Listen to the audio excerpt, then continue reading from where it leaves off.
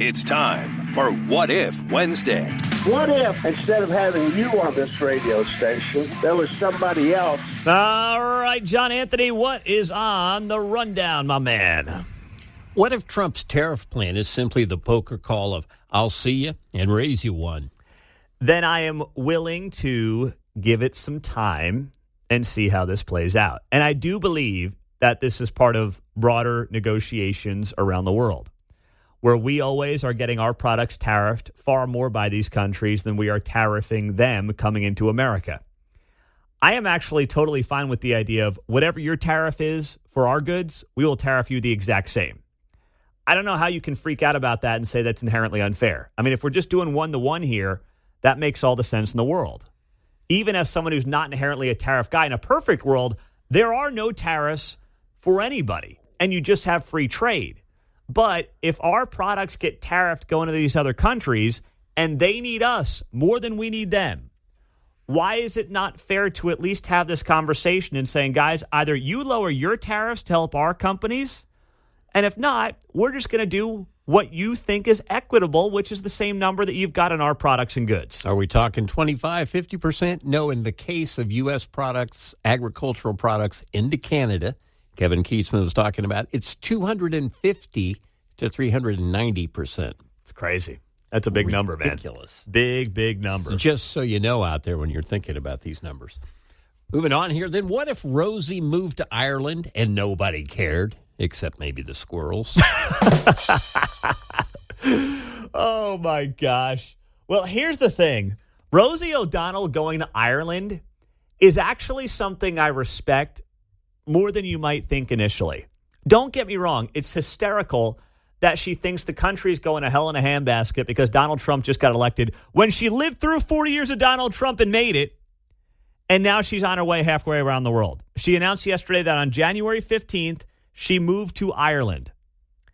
And I am worried about her squirrel friends that were in her backyard in late 2024. Dasher and Dancer and Prancer, they had names. Yes, they did have names. She would feed them like an insane person. I mean, if squirrels like you, you need to check into a mental institution. They're rodents. I have never seen a squirrel run up to anybody. So you're either crazy or you are a serial killer. There are only two options if a squirrel walks up to you and actually likes you. But now the squirrels have to fend for themselves.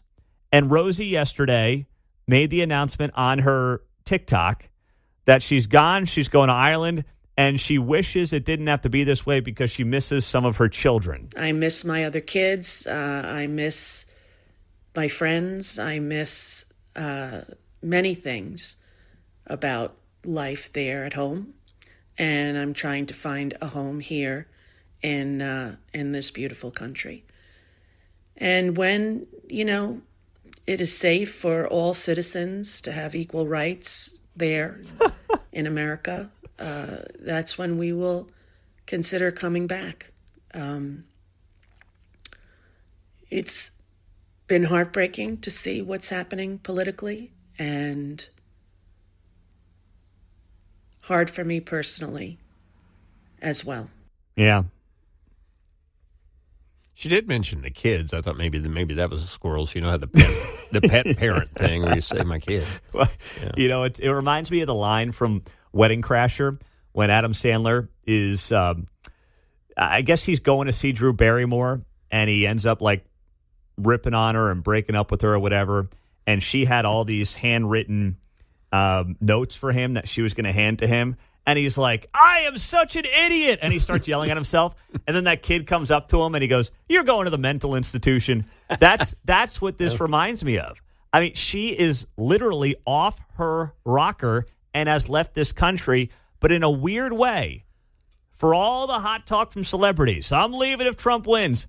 At least she left. I can't take that away from her. Mm-hmm. At least she left and she's gone. But this is like 11 out of 10 Trump derangement syndrome. Madonna to the front desk, please. Yes. Who else?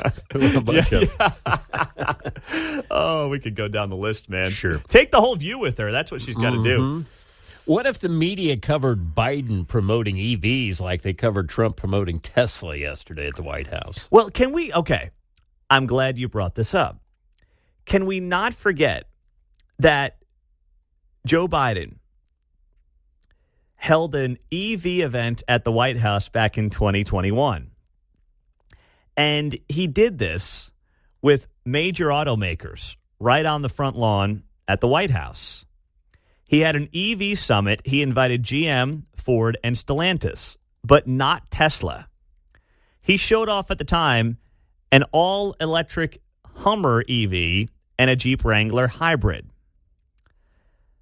Meantime, Tesla is the number one most American-made car. Now, I'm admitting I'm not an EV guy, okay? I'm not. I'm not really interested in being an EV guy. But Tesla is the number one most American-made car. Unlike GM, Ford, and Stellantis, every Tesla sold in America is built in America by American workers. Tesla's Fremont factory in California is the single most productive auto plant in North America.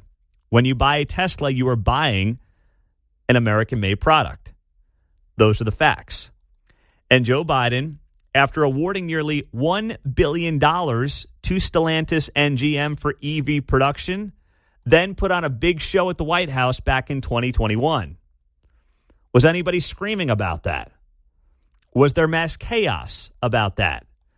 I don't remember everything. My memory's a little fried waking up so many years at, 3, 4 in the morning. But I do not remember outrage. I don't. But I'm happy to stand to be corrected on that. There's What If Wednesday.